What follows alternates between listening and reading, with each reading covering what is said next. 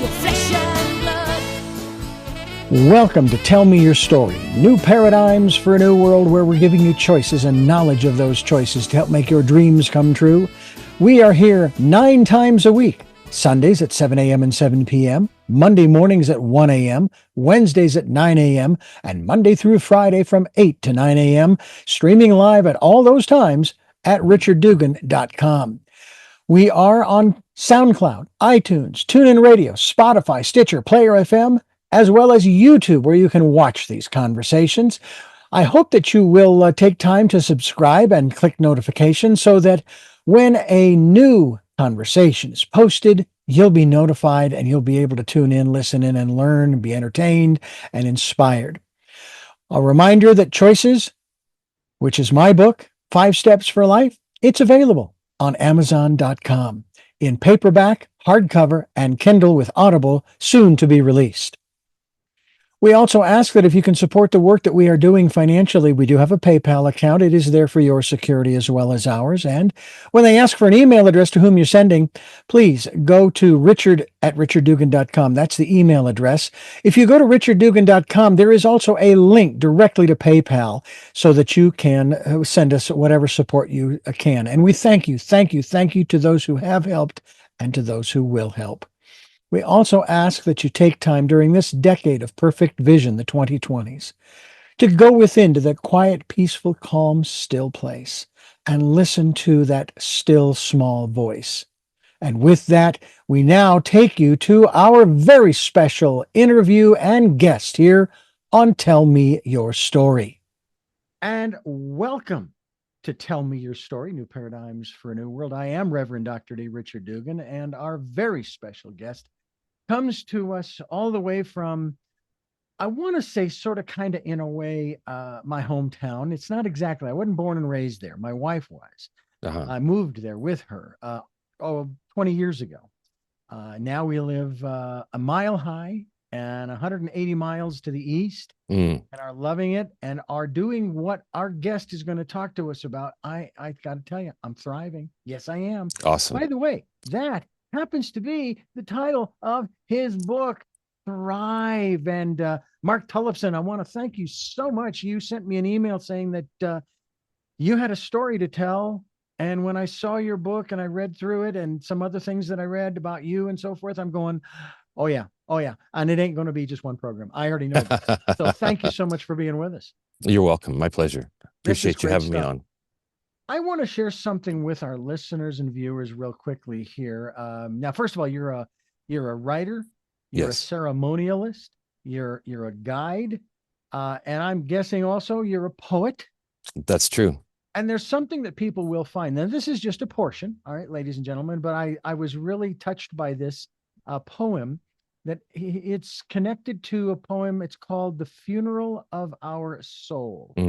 And I want to share this with our listeners real quickly here before we dive into what all of this means in your life and so forth. Sometimes only a shadow can give us a true picture of the world. Our wild skin has dried out, I should say. We stumble and our eyes can't see. Only then are we in a place to stop everything and search the darkness for the shadow to reflect the true nature of our soul, which actually brings to mind how I've often said, and I've asked people this, and I kind of will ask you this too as we start. I would ask a guest, so you're telling me that, eventually we will know who we really are? And they said, and one of my guests said, no, absolutely no, that's not correct. One day what we will know is who we have always been.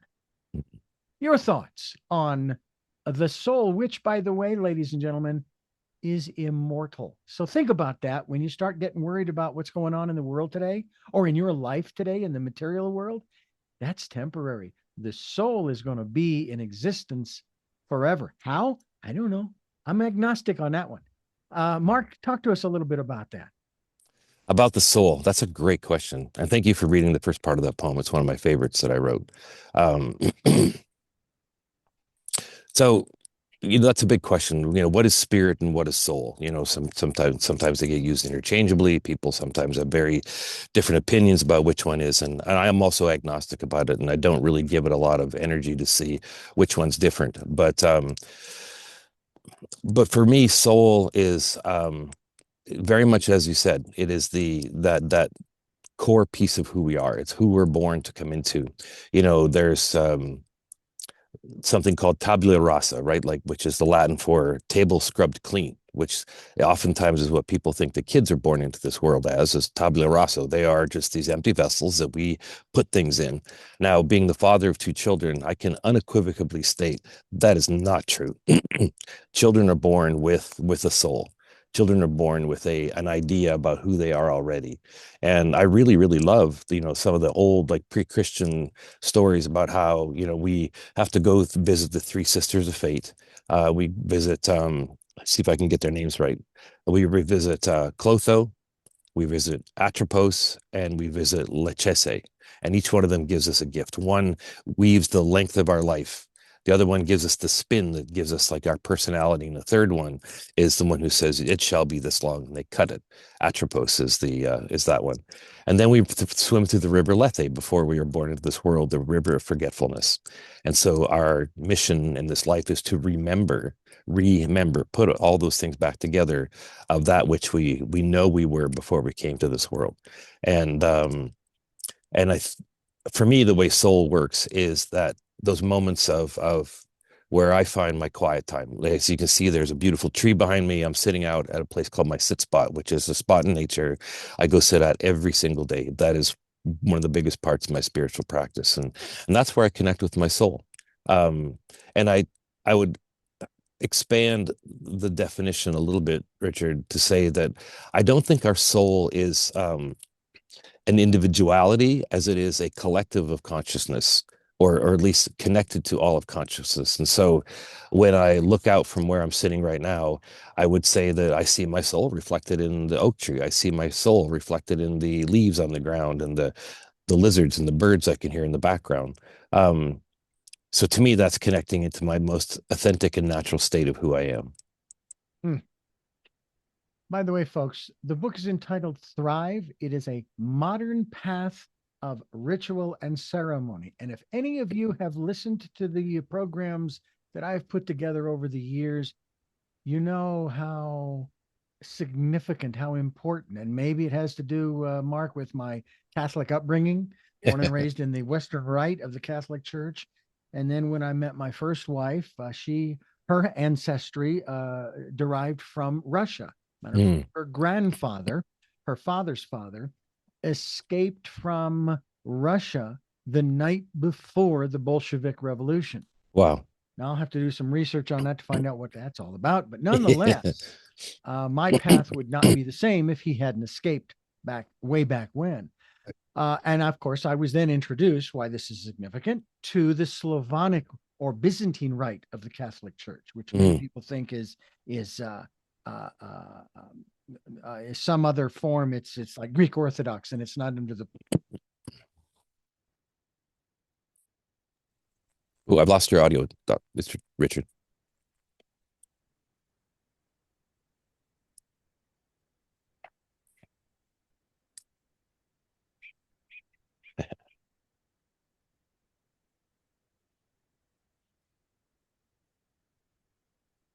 I still can't hear you. I should be back now. Oh, there you are. There you are. And as I was saying, I will think back on attending Byzantine Rite Mass, if you will.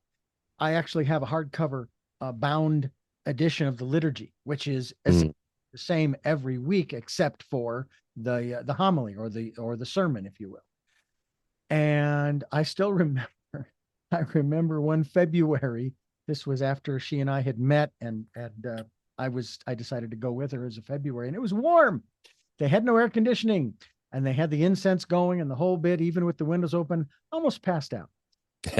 But there was something about that ceremony and the rituals and the traditions of both aspects of Roman Catholic of Catholicism, but not just Catholicism, because ritual and ceremony is part of human existence. It's something that we do and have done as long as we've been here, isn't it?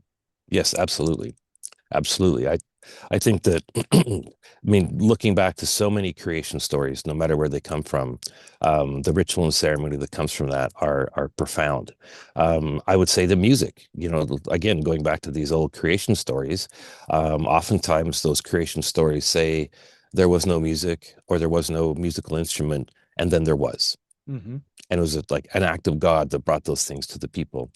And so yes, I think that ritual and ceremony have been the things that have carried us through very hard times, through very good times, through all the times in between, the times we had to travel as nomads, the times we spent, the next millennia living in one place, whatever that might be. But yes, ritual and ceremony, we are hardwired for it. Again, watching little kids, they will enact ritual and ceremony just innocently, as just part of who they are.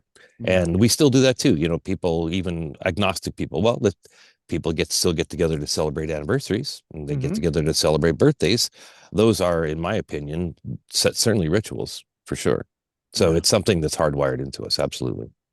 And a lot of people might think, well, but it's too rigid. I don't do that. All right. Well, let me ask you, what do you do? What are the first, let's say, 3 to 5 things you do from the moment you wake up in the morning? Now, for Mm. me, okay, I sit up on the side of the bed and I try to remember without touching my phone to give thanks for the breath in my lungs, for the life, for the fact that I got to wake up this morning one more time. For the cats, I have one cat who, if he hears my little necklace thing, my cravat, and I actually have my wedding ring on this chain as opposed to Mm. my finger because neither of us it doesn't feel comfortable. Matter of Right. fact, mine is a little wide. It's an Irish Celtic thing. Anyway, the cat hears this and comes running from upstairs, downstairs, and puts its hind end towards me and wants me to scratch on the base of his tail on the backside. And so I will do that. That's part of that. And then I'll get up, I'll go take care of business in the bathroom, I'll come back out, I'll get my medication, put it in my pocket to prepare to go upstairs, make my pot of coffee. And then usually I get a phone call from a friend of mine almost every morning, Mm. to my consternation sometimes. And then I'll get my cup of coffee, all ready to go out on the front deck, sit down in the plastic Adirondack chair with my phone, maybe listening to music, maybe listening to a book, and just look around at the blue skies and the green pine trees and listening to the squirrel chirp away. Matter of fact, as of this conversation this morning, I'm sitting out there, and all of the sudden, from above comes one of these. Now, we have these pine trees that have these elongated pine cones, Hmm. Hmm. and they are heavy. Now, this one was really heavy because it was soaked, saturated with sap. Right. And the squirrels are up there chewing on the limbs of these pine cones. And this one came crashing down, I kid you not, inches away from the chair. Wow. Now I'm sitting under an awning. I've got a good maybe 3 or 4 feet. So that's the reason why it missed me, is because of that awning. Um, anyway, that's my ritual in Mm. the morning. And then from there, it's kind of a free for all. I might make breakfast. I might have a banana with peanut butter. I might come down in the studio and get ready for programming or interviews such as this, et cetera, et cetera. So if you don't think that you can incorporate ritual into your life and or ceremony, because there is a certain aspect of ceremony and all that, especially with the cat, Right. coming in. It's not on a clock, it's on a sound. It's almost, I have Pavlov's cats. Yeah. Do you find that people, it takes a little explaining to people that you're already doing ceremony and ritual? You have traditions that you do daily, weekly, monthly, sometimes it's birthdays, holidays, et cetera, et cetera. Is that Is that a hill that you sometimes have to climb with people to get them to recognize you're already doing it? Sometimes, yes. I have a good friend who's a self-avowed atheist. I love having coffee with Paul. He's such a good man. Good. And I love the ability to be able to really think deeply about what ritual and ceremony is to me, in our conversations together. And I hold ritual and ceremony differently. I don't hold them as meaning the same thing. And Okay. I wrote that in our book that I wrote with my partner, Megan Maya. She's an amazing woman. And so the definition I use for ritual is a prescribed set of actions with a determinate outcome, right? So you're making coffee in the morning. That's a ritual. Hmm. It's the pouring of the water, and I don't know if you have a coffee machine or how you make your coffee, but pouring the water into the machine and adding the coffee and turning it on and listening to it brew and the smells of the coffee that come through the room and the anticipation of that nice hot cup with, for me, it's a little bit of honey and some half and half in there. Um, that's a ritual. A ceremony is when we have some of the pieces that we're going to do and we fill in the rest, and there's an indeterminate outcome where we don't know what's going to happen.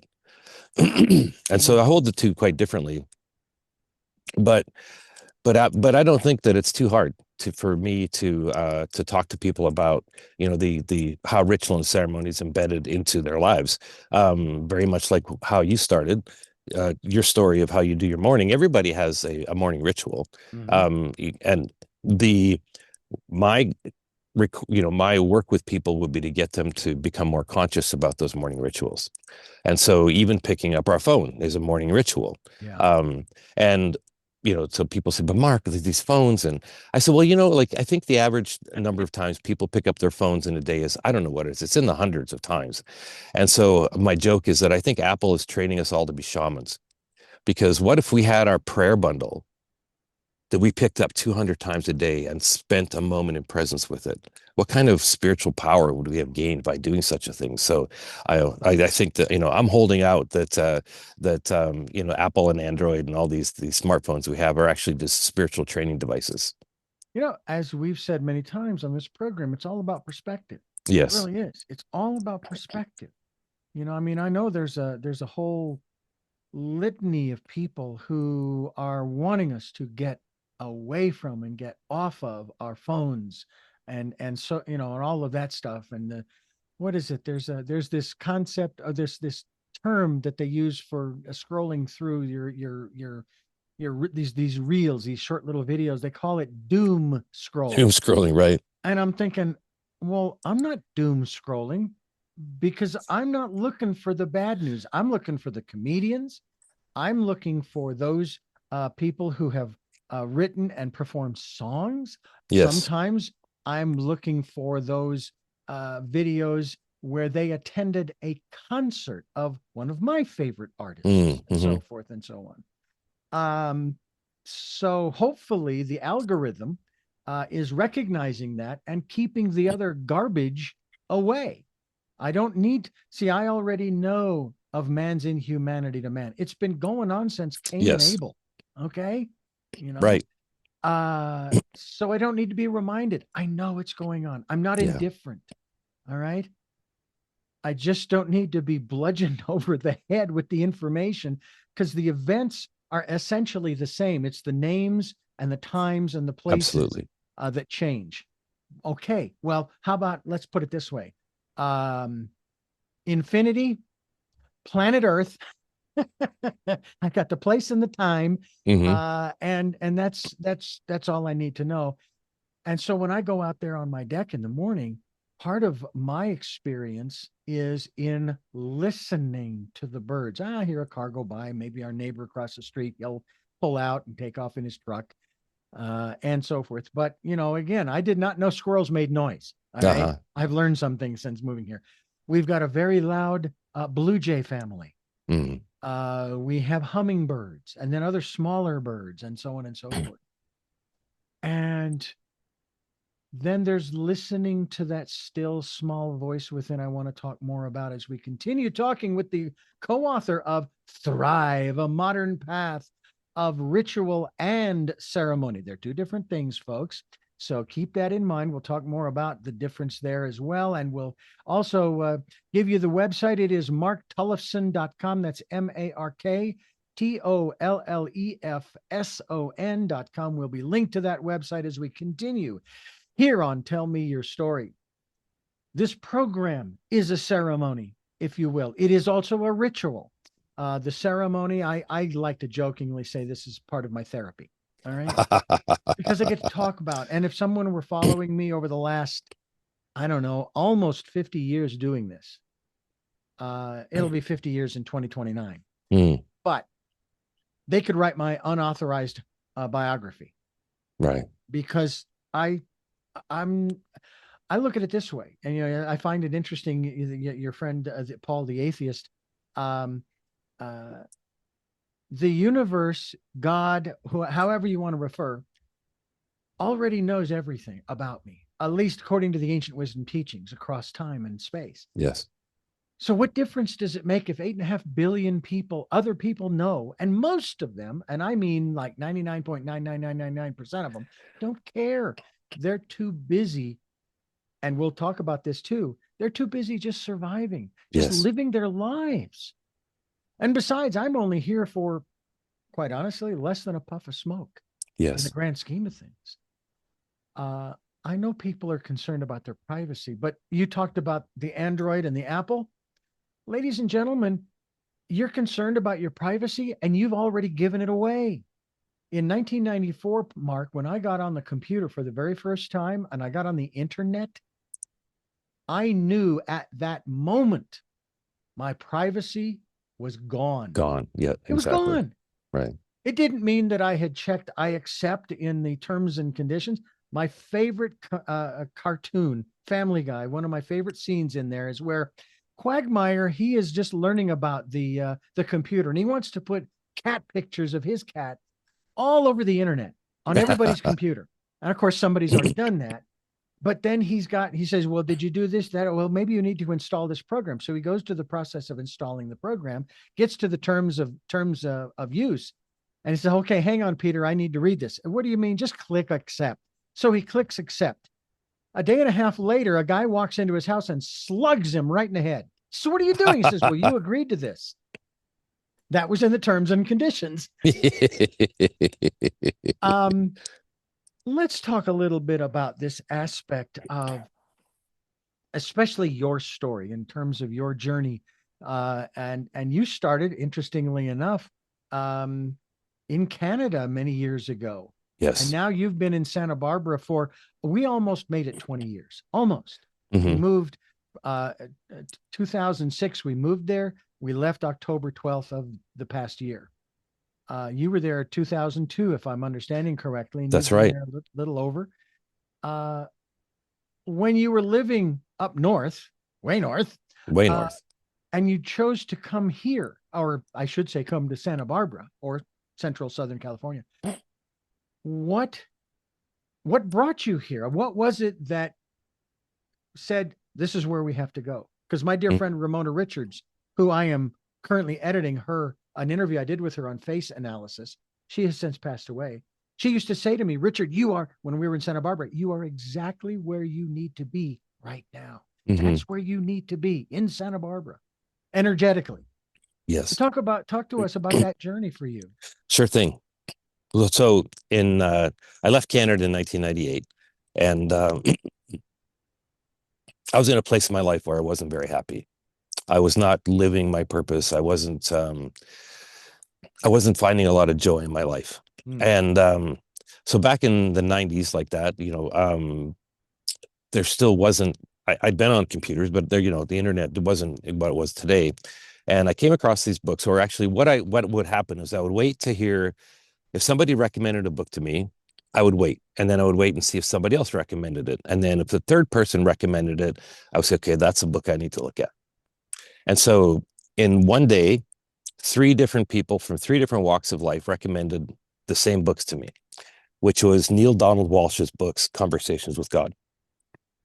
So at that point in time, I had to drive about an hour to get to a bookstore that would sell something like that. So that Saturday, I got in my car, I drove down, I walked into the bookstore and asked for those books. And they said, well, they're over in that corner, but they're a real hot item right now. So I don't even know what's there. And as I walked over, I had that knowing in my body. It's like, whatever book is there, that's the one I need to buy. And I picked up the book, I bought it, I took it home, and it happened to be book two. And so so I just held my question. Okay, what is it in this book that I need to hear? And I opened it up just to a random page. And for those of you who aren't familiar with those books, Neil Donald Walsh, the author, wrote them as a conversation with God, where he would go into this empty space and his hand would just start to automatically write, and it was God writing back to him. And so the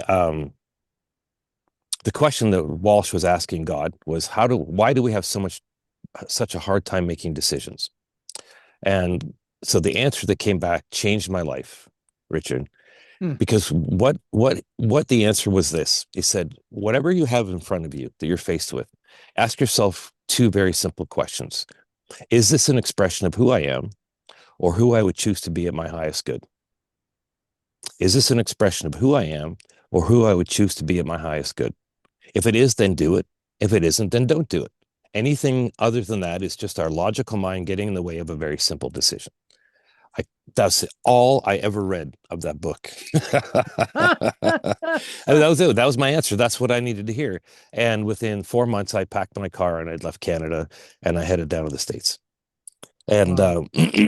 because what I was the question then I've been looking at and I still look at every day as part of my morning ritual, is this an expression of who I am or who I would choose to be at my highest good? And that's why Thrive, a modern path to ritual, came out, because that was the best expression that we could come up with at the time. Yeah. And I landed in Santa Barbara. By through way of Colorado and New Jersey. In New Jersey, I was a survival skills instructor for the largest outdoor survival school in the world, run by a man who recently passed away named Tom Brown Jr., called the Tracker School. And I just fell in love with nature. I was always a real nature buff, but I remember the moment when I found one of Tom Brown's books. It had blown me away that somebody actually might have written a book about nature. I thought people just went out into nature and learned that way. And so I came to Santa Barbara because there's an organization here called Wilderness Youth Project. And so the idea of working with children in nature really, really, really appealed to me. There was also a lovely woman who I met at the time, and who became my wife, and she's the mother of my two children. And we're no longer together, but she was a real instrumental piece in getting me to come down here too. And I've loved it down here. So that's what's brought me to Santa Barbara. And I often wonder about the landscape. We have all these transverse mountains here in Santa Barbara that run east-west instead of Yeah. north-south. It's one of the only places in the continent that it does that. Yeah. And there's 5 different ranges that run that way.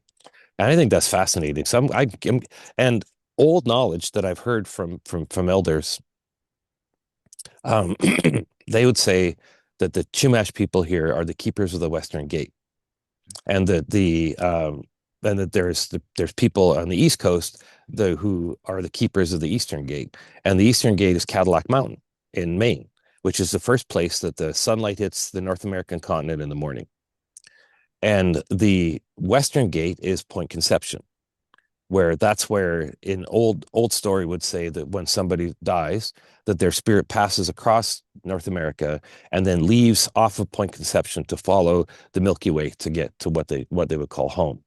And so I think that the construct of the geology and the landscape here, there is something very spiritually powerful about this area. And it's no surprise to me that over the years, as I've learned about all the spiritual elders from many different traditions that have lived in the Santa Barbara, Ojai area, Ventura area, it's really remarkable how many people have come here and spent time here. And I think, without knowing it, I think that was, what was calling me, was to come here to this place to experience what this place had to offer. I put out to the universe years and years and years ago in my 20s, 30s. So I wanted to be by the ocean. Now I hadn't said where. All right. It could have been the Gulf, God forbid, only because of the hurricane danger, but also because of the higher temperatures. I born and raised in Phoenix, Mm, And I said, I've had enough of the heat. Okay. It could have been Northern California, Washington, Oregon, who knows? Could have been Canada, east or right. west coast of the United States. I mean, but I met this wonderful woman following my divorce, and we decided after losing our jobs in 2006, well, we'd love to move to Ireland, but doing that back then, well, our resources would really be depleted when we came back. Right. All right. Right. And we wouldn't have a lot of money to do much of anything. So we did a little R&R in Santa Barbara for a week. Mm, Rest, relaxation, and reconnaissance. uh-huh. And so bingo, I'm there by the ocean. And I still enjoy being by the ocean. I'm an hour and a half away from Huntington Beach, Mm, at least as far as asking Google, what's the nearest point? What's the nearest closest access to the ocean? And then right. Huntington Beach is it. So I know that we each find our place in this world. But the question is, are we listening to follow the guidance? Now, my wife was not, she was extremely compassionate when it came to the fact that we would be moving up into the mountains and Mm, elevation of 5,700 feet. That's a right. mile high. And she was concerned about the fact that I were moving away from the ocean. And I said, well, you have to understand too that even living as close to the ocean as we did, and we lived up in the mountains above Santa Barbara, just off the 154 at the Mm, summit where that fire station is, but on yes, very yes. road. And it only took maybe 10 minutes to get down the mountain and to the beach. But I didn't take advantage of it nearly as much as I would have liked to, just because of life and things that Right. were going on. I'm still close enough that we can make a day of it, or maybe even find a place to stay overnight, that kind of Right. thing. Right. I'm happy here. I was not a big nature lover when I was a kid growing up, even though I lived in Phoenix. And back then, the front yard and backyard were probably very large by Hmm. comparison to today. And so we had giant trees in the backyard that my father had planted when they first moved in 1959. Beautiful. And then, of course, trees in the front yard. And he had a lawn Bermuda grass. Oh, in the summertime, lush, barefoot almost all the time. Hmm. And I remember at the age of 19, I don't know about you, but I took an aptitude test as I was trying to Mm. figure out what I wanted to do with my life. And believe it or not, the aptitude test said that I should become a farmer. Well, I I kind of did, because when I moved to Santa Barbara with my wife, we started acquiring chickens. Mm, Quite honestly, within about a month of moving here, we bought 10 Rhode Island Reds, which we'll never buy Rhode Island Reds again. But anyway, mm. I would love for you to expound on this. I've gone on way longer than I usually do, but I say this about nature. Nature is our greatest teacher. I would love for you to share your impressions and insights and so forth. But first, I want to remind our listeners we're talking with Mark Tollefson, marktollefson.com, the book Thrive, A Modern Path of Ritual and Ceremony, right here on Tell Me Your Story. We are going to dive into the conversation with Mark Tollefson about his impressions, inspirational thoughts, whatever comes to mind. I've often said, Mark, the universe asks the questions. I'm just along for the ride. That's it. Nature is our greatest teacher. What are your thoughts? I could not agree more. Um, so many of the, just to start with on a spiritual perspective, so many of the great spiritual leaders in the world, if you look through what they did, they spent significant amount of times in nature. Um, and, looking at people who I really respect, like one of the quotes is, the book of nature has no end. And just this morning, actually, I came across a quote that said, "When you first drink of the glass of natural sciences, you become an atheist. When you get to the bottom of the glass, you find God." Mm, I think that's mm, very, very profound. And that's been true for me. Nature has always been my solace. And and I do believe that nature is our best teacher because when we move at the speed of nature and not at the speed of our modern world, something happens inside of us. We slow down. Our mind starts to quiet. And um, I would say it this way, all the years I spent in nature have been the preeminent way that I've learned how to really listen. Not only to myself, but listening to people, listening to nature. And so much of what comes from being in nature is the silence that comes from it. mm. Like like while I was sitting here just before we started, these two fledgling Buick friends came over and one landed on my leg and one landed right on the stand that I'm holding my phone on as I speak to you. And and so I was like, that was awesome. That happens to me pretty regularly when I go sit out in nature, that I feel like when I'm here working, I do a lot of one-on-one work with clients as well. And and so I'll watch what's happening in the environment around me as I'm in this conversation. And nature will breathe in and out with us in that conversation and add to the conversation. Um, Another way to say it is that I believe that all our rituals and ceremonies that we have came from nature in the first place, from long times in nature, that the stories, the songs are embedded in the land itself. And that when we put ourselves in such a place where we can hear those, one of the ways is by going on a wilderness vision quest. And when we slow down enough to be able to hear those, I'll have people come back from a vision quest and they say, Mark, I was just sitting out there alone in nature, and all of a sudden the song came to me. I was like, well, that's the land giving you that song. That's the land giving us a ritual. That's the land giving us a ceremony. That's a land giving us the perspective of how to be in good conduct with ourselves and with other people. Um, and it was Jim Corbett who had that quote that says, the book of nature has no end. And I absolutely believe that.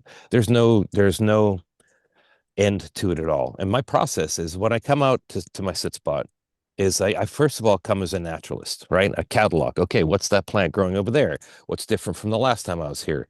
How is the light looking different? And then once I've gone through that cataloging as a naturalist, then it's a deep breath and say, okay, now can I approach this from a spiritual place? What is the land telling me? And then the very last thing I'll do is again that very deep breath and allow my senses to push out or to expand out to the farthest extent that I can imagine them being. And then I ask the last question, which to me has always been the most powerful question, which is, what am I missing? Mm. What am I missing? What am I not seeing? And even to take it to the next level, what am I not seeing about what I'm not seeing? And and I have found nature to be the most um, fecund knowledge giver, wisdom giver that I've ever run across. And I think that's true with anybody who's walked a really deep spiritual path. Oftentimes they're asked, well, who did you study with? Who did you train with? And and those things can be important, but I think that um, like, if you wanted to pick up the guitar and start to learn how to play the guitar, it wouldn't be very hard to learn, three chords on the guitar, and you might have learned it from Jimi Hendrix, you Mm, know, but it doesn't mean you're a good guitar player. mm. The mastery comes through the practice. And so no matter what teacher somebody has had, it's the practice that has brought them to any kind of level of mastery. And so it's the same thing in nature. It's not reading the field guide. It's not looking at cool YouTube videos about nature. It's actually time spent in nature. It's time spent in presence with nature, quiet and still. Leave your phone at home. um, that I think really, really is the ultimate teacher. Well, what's fascinating about what you've just said is the fact that, for example, and I was referring to scrolling through and looking for, I'll see little snippets of a concert. Right. I don't know why it is, but Barry Manilow seems to be big in my algorithm for some reason. So I'm seeing all of these of him today and in, previous months, but also they'll throw in one from going back to, maybe 20, 30, 40 years ago. And I have all of his earlier albums. I still have the albums. Uh, Anyway, um, And people in the concerts today, for not entirely, but you see the light from their phone because they're holding the phone up. Right. And it's like, but you're missing the concert. Yes. Uh, Remember back what, in the 80s, it was lighters. and it was lighters. That's That's right. right. Bic lighters or whatever they were. Zippos, yeah. Zippos. Yeah. Um, what flashed in my mind was the concert I went to with, hard to say that she was a girlfriend. I was 21 and she was 32, and I met her through a program I went through. And I took her to the only concert of John Denver's I ever went to at the Oh, Activity wow. Center at Arizona State University. We were up in what would be the nosebleed section Right. in the giant cake auditorium that they had out there. I know there's a name for it, but it wasn't damaged. That would have been great too. Anyway, but people are missing out. It's like you say, and it's like for me, I actually have to push myself to put the phone down sometimes, even if it's just music that I'm listening to, which is Yes. fine. That's okay. And just lean back in the chair, maybe have my hand on my coffee on the armrest, and just either close my eyes, having the music down low. I don't have it very loud because I don't want to disturb anyone, and listening to what there is to listen to. Yes. Or, as you've poignantly put, listen to what I'm not hearing, or listen to what I'm not hearing that I'm not hearing, and so on and so forth. Going back to that whole thing of not playing the music too loud, I saw one of these on the 4th of July. I was out grabbing something from my wife and I at the store, and there was this booth across the street, and these were a pro-administration T-shirts and so forth. And there was a sign said, "My neighbors listen to great music." And in small fine print, it said, "Whether they like it or not." And I thought, whoa, whoa, whoa, whoa, whoa. That is not the America that I understand it to be. If we were talking about what it means to live in this country in particular. Yes. But people around the world are looking for a way to thrive. I've talked about this ad infinitum, that I know you probably are, or maybe you already done this. I'm still working on it. I'm a work in progress in this regard. I am making that shift. And by moving into this house here on this mountain in a place called Twin Peaks. I know I get a funny reaction from most people. I say, no, we weren't in the program. We weren't in the TV show. I get excited over thinking about the little projects that need to be done, whether I'm going to do them or I'm going to call the guy. You're right. Okay? I know what my limitations are. Okay. And I have to say that is an aspect of thriving. And I did see something, I'd love for you to talk about this, dealing with the concept of happiness. And this person said that if you wait, using the example of a trip to Disneyland, if you wait to get to Disneyland and get into the park and so forth to be happy, you missed it. Yes. You should start feeling that happiness long before you ever drive out of the driveway and start heading the miles it's going to take to get there and so forth. That's where the happiness should start. Now, that again, that's his perspective. Again, it goes back to perception, doesn't it? Yes. In terms of finding, and I guess maybe the question I should ask you is, all right, you have this book, Thrive, A Modern Path of Ritual and Ceremony. How do we know that we know that we know that we're now thriving as opposed to just surviving? Is it self-evident, or could we miss it just like we would miss the things that we're not hearing? I think we miss it. I think that, so you talked about happiness or joy, right? I'm going to Disneyland. Joy, happiness, for joy. I'll take both. Sure. Even though the founding fathers did say it was the pursuit of happiness, not joy. But Well, Who's going we to can get quibble? It's into that. semantics. We can get into that too. And actually, let's start there since that's what's offered. I would say this first though, around joy or happiness. Um, it's a quote I absolutely love. It says, "Joy is the matriarch of all emotions, and she won't come into the house unless all of her children are welcome." Hmm. And Wow. I really love that, and I think that's very true. And so I actually think that one of the issues we have in this world is this addiction to happiness. I Oh. like there's a difference between emotions and feelings, right? Like I could hide behind the door and you came out and I would jump out the door and go boo and scare you, right? Oh my God, I'm feeling fear. But that fear leaves our bodies within 90 seconds. Hmm. That's a I would call that a feeling.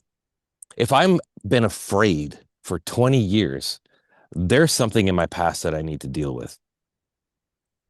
So Hmm. that's I would call that an emotion.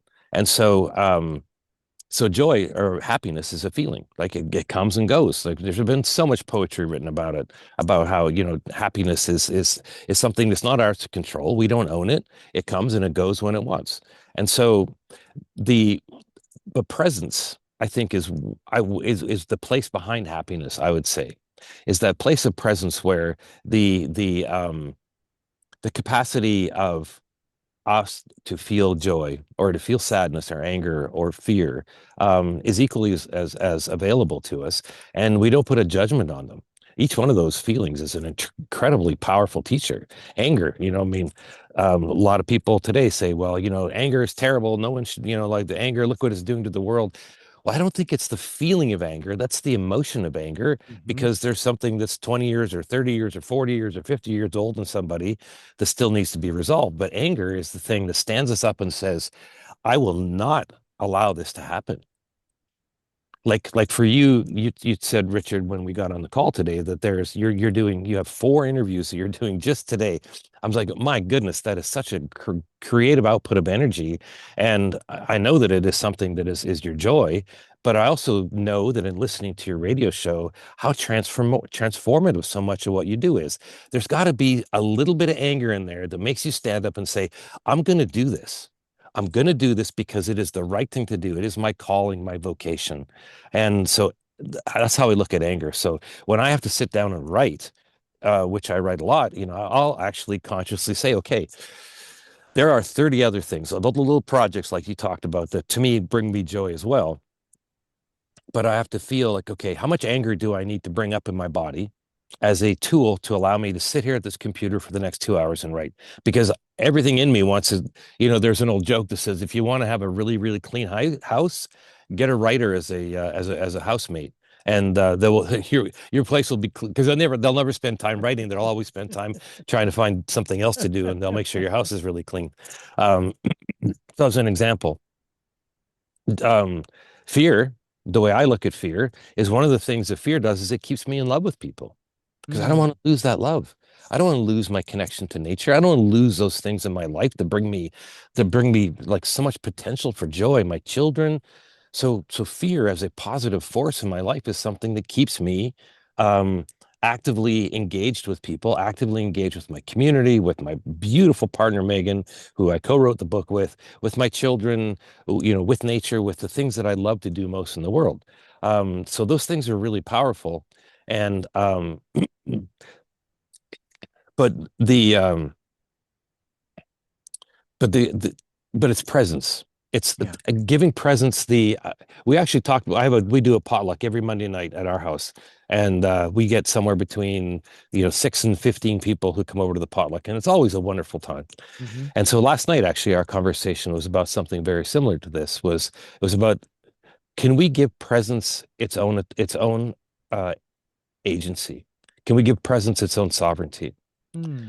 How much of what we look at as presence is still very deeply flavored by our past stories, excuse me, and our past experiences? Hmm. And so coming to presence, and we give presence its own sovereignty, it has a very different feeling to it. And so it becomes like it's not about happiness anymore because happiness comes and goes. It's Yep. not about a fear anymore because fear comes and goes, and anger comes and goes, sadness comes and goes. And so those are just but the steady state of who we are is someone who's grounded in the present moment. And from that place, I think that's really where thriving comes from, is when we can, and that's why we go through all these rituals in this book, is to actually create structure and containment around us to bring in the things we want and keep out the things that maybe wouldn't allow us to be present. And if I may, Richard, there's two things I'd love to share. One is about boredom. You know, we like pick up the phone, scroll, get the next YouTube short or Facebook reel or something like that. But one of the things that sitting in nature for an extended period of time does, it really brings us into our relationship with boredom. And I don't think we really come up with our original thinking, our own original thoughts, until we actually experience true boredom. And we allow ourselves to sit in the discomfort of that. And that's again where presence comes, to allow us to sit in the discomfort of boredom.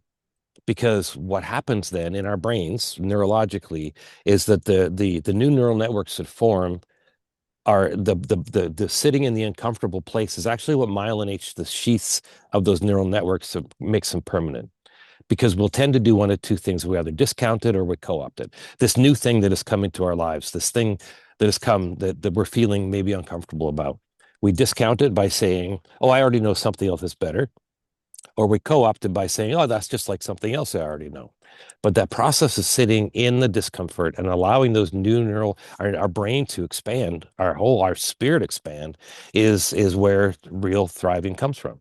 And the second part that I wanted to share here is about protection, is that there's so much about being open all the time. You just need to be more open. Men, need to be more open. Well, I don't know if that's necessarily 100% true. Um, and so in chapter 9 of our book, I actually wrote in here some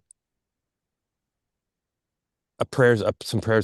Well, a lot of it's about protection, but there's and so this is part of my daily routine, is this digital device prayer of mindfulness. May I read it to you? Absolutely, please.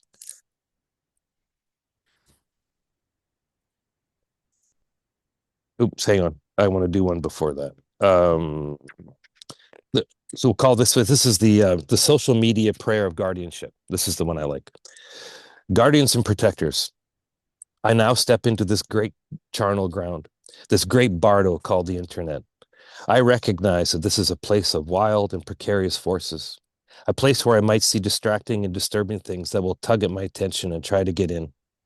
Guardians and protectors, keep me safe, keep me linked to you, keep me connected to the four directions and the sun and the moon, so that I will remember which way is up, even while in the midst of turbulent seas. May anything does not serve dissolve like frost in the sun into the vast primal grounds of space.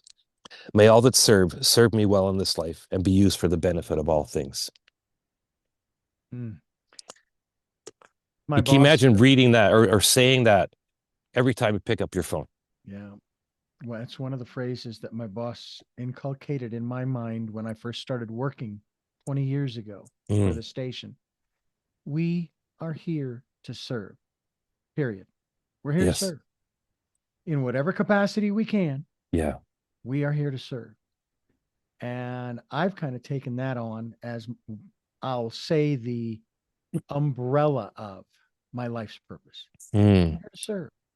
But I was doing that long before I ever took that on, because back in Phoenix at one station, when someone would come to me and say, hey, could you put together this little thing here? Of course, I'd ask all kinds of questions, but I'd put it together and I would charge them what they could afford. People say, oh, but you're undercharging yourself. You should charge them this, that, or the other thing. I'm saying, all right, I have a little dilemma then, because you're asking me to charge them what you think the market should bear.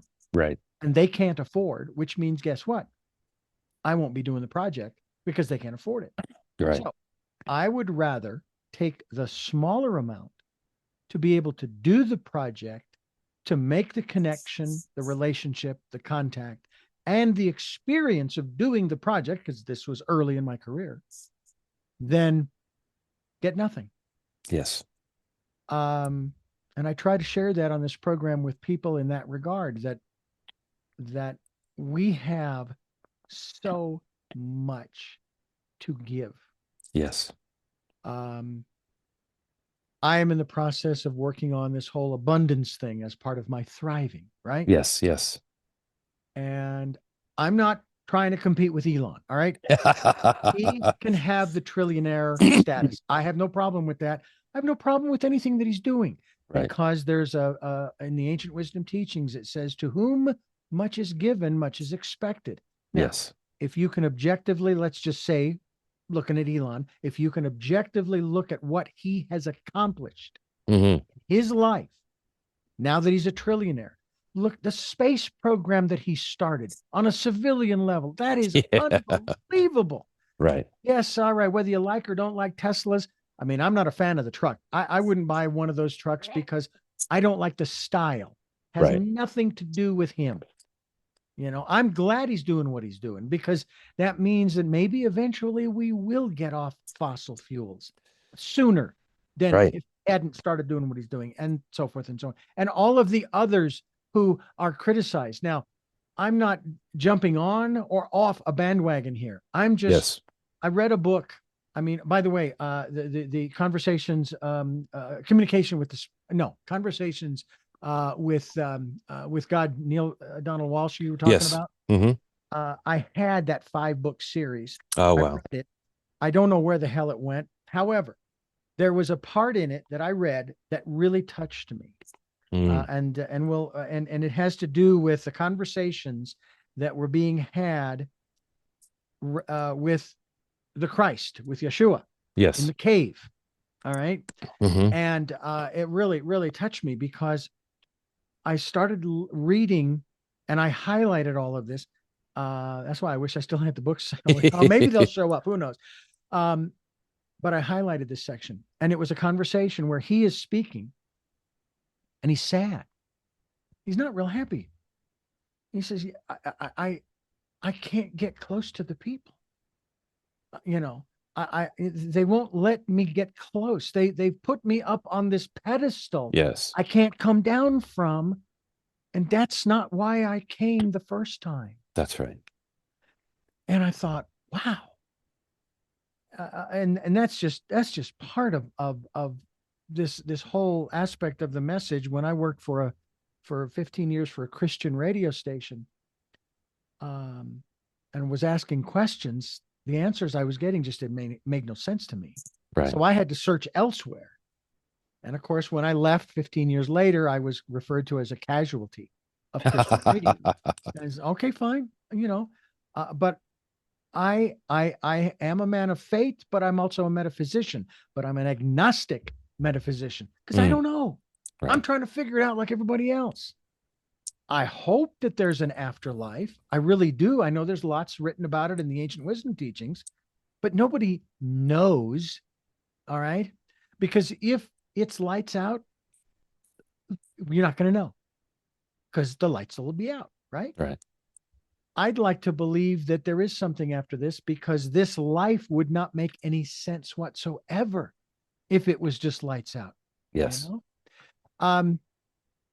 So it's fascinating to me to start asking these questions, especially when it comes to this aspect of thriving. And I know that there are a lot of people of faith in this country, especially, and of course, being born and raised in Catholicism, the whole suffering aspect. And I'm sitting here thinking, well, if you want to believe that suffering needs to be a part of your life, you go right ahead. But I don't want to suffer. Mm-hmm. Not any more than I have in my life. 100%. And that is, again, goes back to a matter of perspective. They talk about trauma. I know that we're fast approaching the another anniversary of 9/11. Right. That was an event that many people became traumatized over, but others didn't. When I first started watching the television at 5 o'clock in the morning or thereabouts in Phoenix, when I got this phone call from the station, you need to turn on the TV. You're not going to believe what's happening. I turned it on, and the first thought went through my mind was, wow, they've gotten good at CGI. That's incredible. That was my first thought. Mm-hmm. And maybe it was because my mind just could not accept. And then, of course, there's another aspect of that, and that is the perception of on the part of people in today's world, their mindset. They don't believe in science and so on and so forth. And it's like, okay, fine. I hope you didn't lose anybody in those towers Right. back then. But from my perspective, it never happened.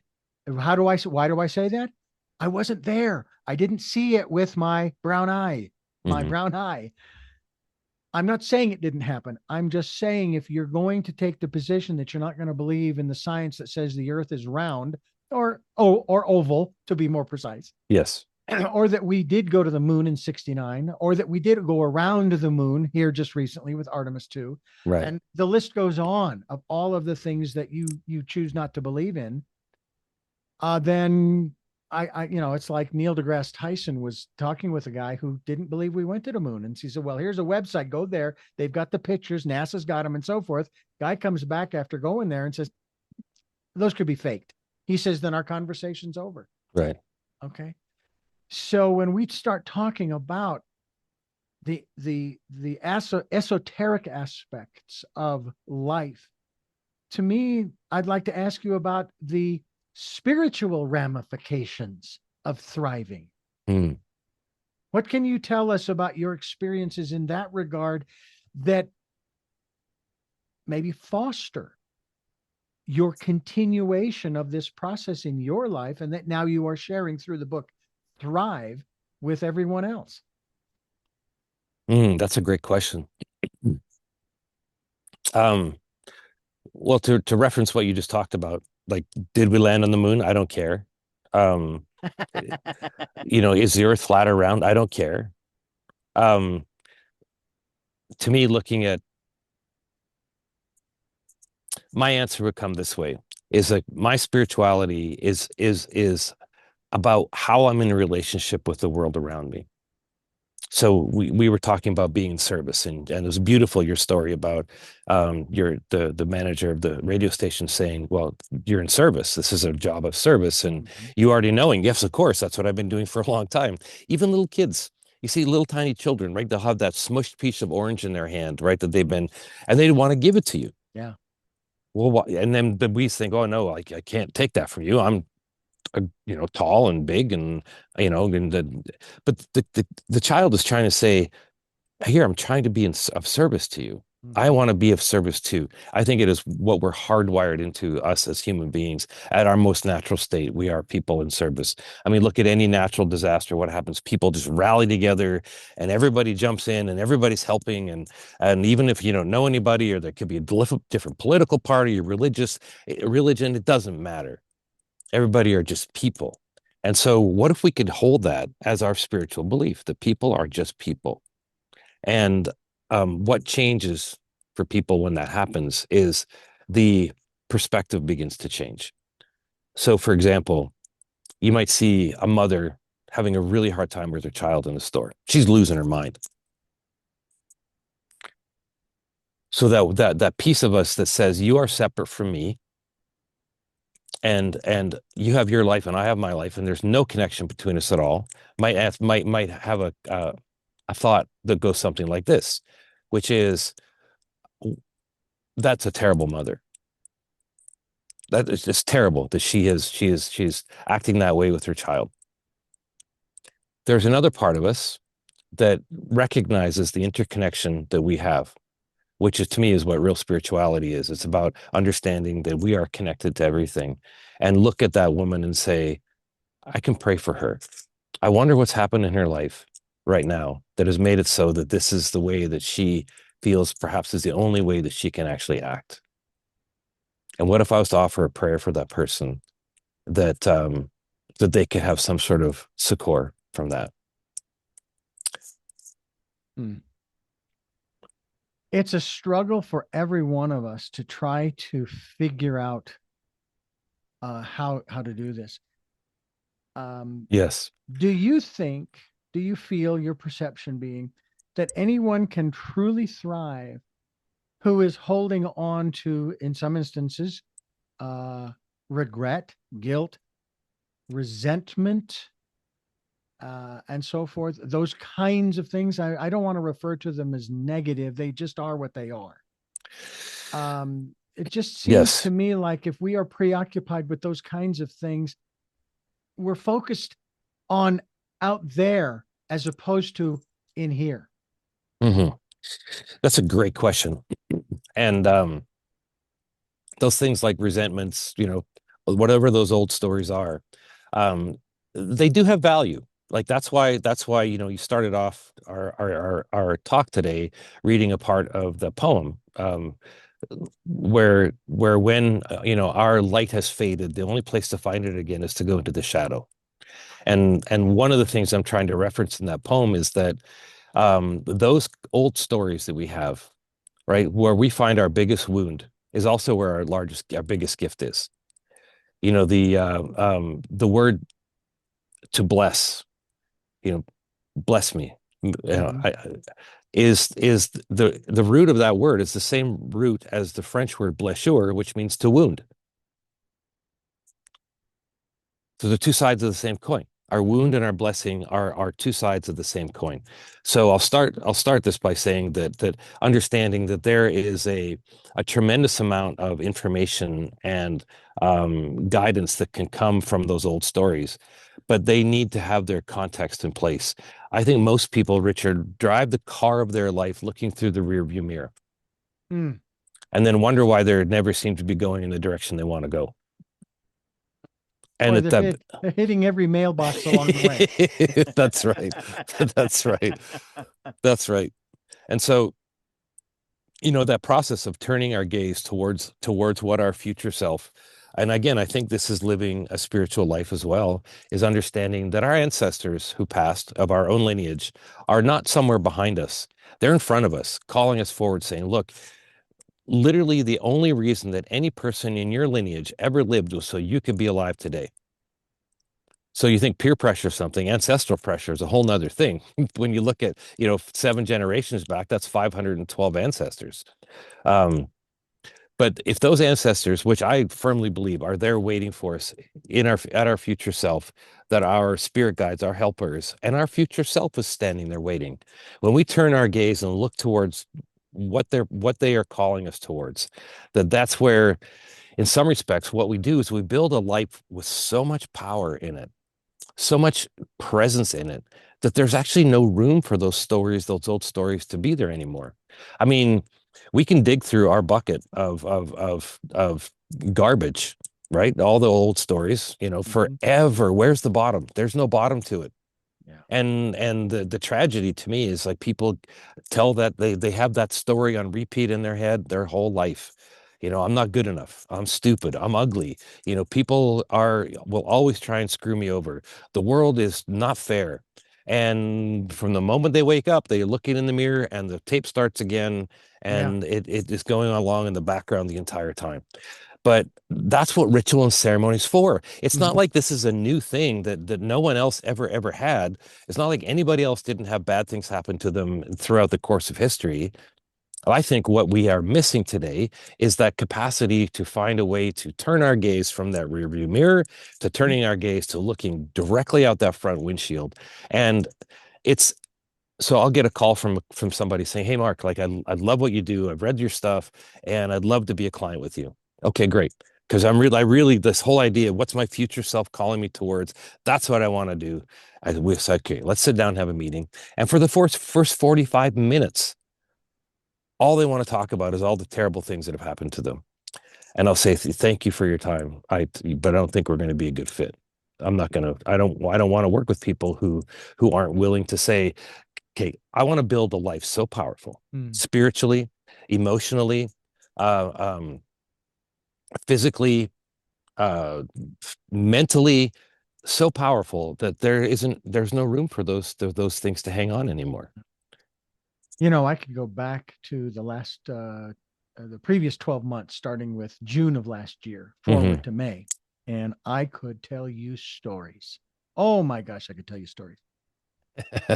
And it's best epitomized by the reaction of my mother Hmm. when I called her up, and I believe it may have been before we moved. And I called her up and I started to tell her the story. Right. And halfway through, she stopped me and she said, I don't want to hear it. I Right. don't want to hear it. Now, if you want to call up for inspiration or encouragement or some guidance or what have you, feel free to call, but I don't want to hear the stories. Now, two elements to that. Number one is when I hung up, first thought was, Mom, I'm your eldest son. But that was literally half a second Yeah. because I realized she was right. She was Mm, absolutely right. yes. The second is, of course, in my book, Choices, 5 Steps for Life. I talk about um, basically match your personal input to your choice, whatever that may be.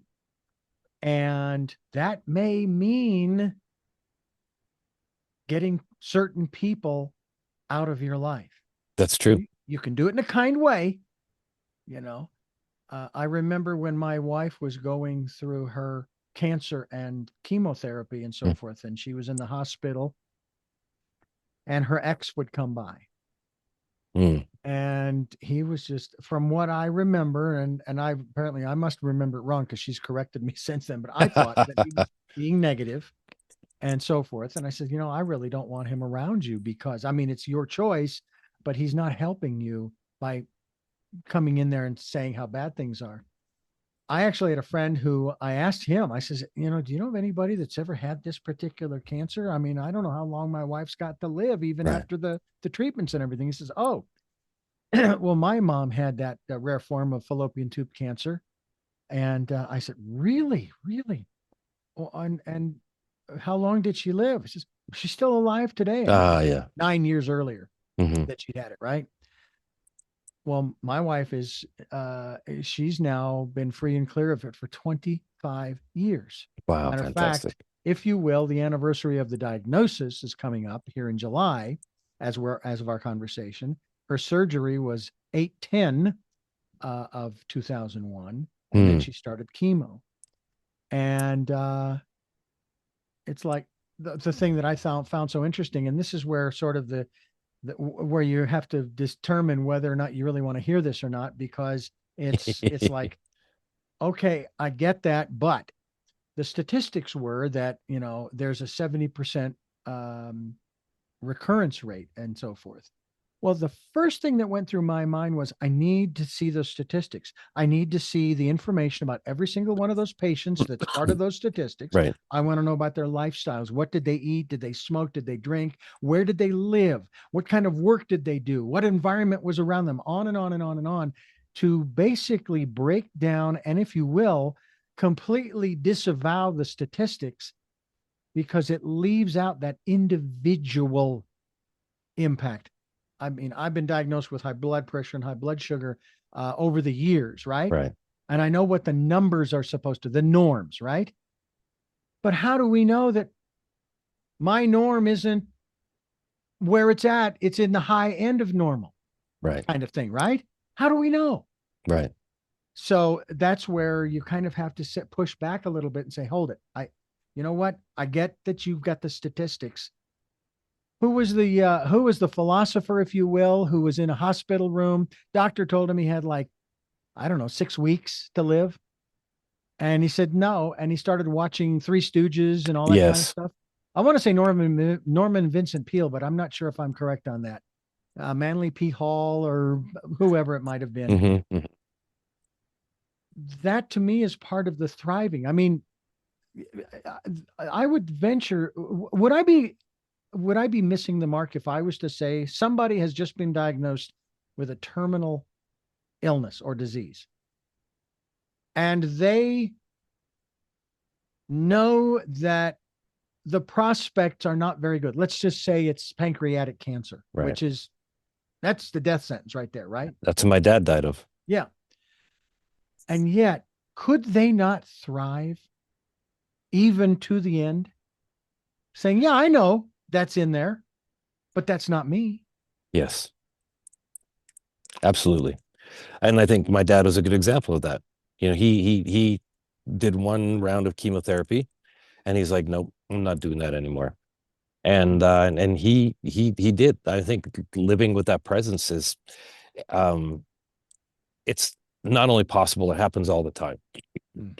Um, what and you know, and how people choose their end of life, you know, that's of course up to them, but there's plenty of a lot of you know, like motivation to take drugs to and some of these, Richard, it just blows me away. Like, you know, it's like you take these drugs that have so many side effects Mm. that and the outcome is like, well, you might get 2 more weeks of life. Yeah. It's like the disease is worse than or like what's worse, to cure the disease at that point. And so yeah, I think that ability to thrive is available to us no matter where we are in our lives, Yeah. The even if funny it's at thing. the end of life. You know, like, well, actually, Carlos Castaneda said this, right? The four enemies of a man of knowledge, and the first enemy is fear. Ah, It takes a long time to overcome that fear, and when we have overcome that fear, we have now actually we come to a place of presence or clarity. And he said, so that clarity then actually is also the next enemy, because the clarity is not really, it's almost a lie. And when we get through that, we come to a place of true power, true power. And that power then becomes the third enemy of a man of knowledge, a person of knowledge, because that power can be the thing that corrupts us. mm. And then once we have worked our way through that one, then we are an old person at this point. And the desire to just lay down becomes the old age becomes the fourth enemy of a person of knowledge, where so instead of letting our legs just get cut out from underneath us, we say, no, I am going to stay present. I'm going to stay in my body as fully as I can until the very last moment. And somebody who can do that at the moment of their passing becomes a person of knowledge. I think that's a beautiful way to look at it. And they are definitely thriving. Thrive, a modern path of ritual and ceremony. Is the book available in audible form yet? Not yet. We're working on that still. All right. Well, I produce them Okay. as well as record them, and I got to tell you, it is that's another one of the joys of my life in terms of helping others to get their words out in Mm. that fashion. Whether they record it, they have someone else record it, they have me record it. It's such a blast. It really is. We're talking with Mark Tollefson, marktollefson.com. That's MarkTollefson.com. We'll be linked to that website as we continue here on Tell Me Your Story.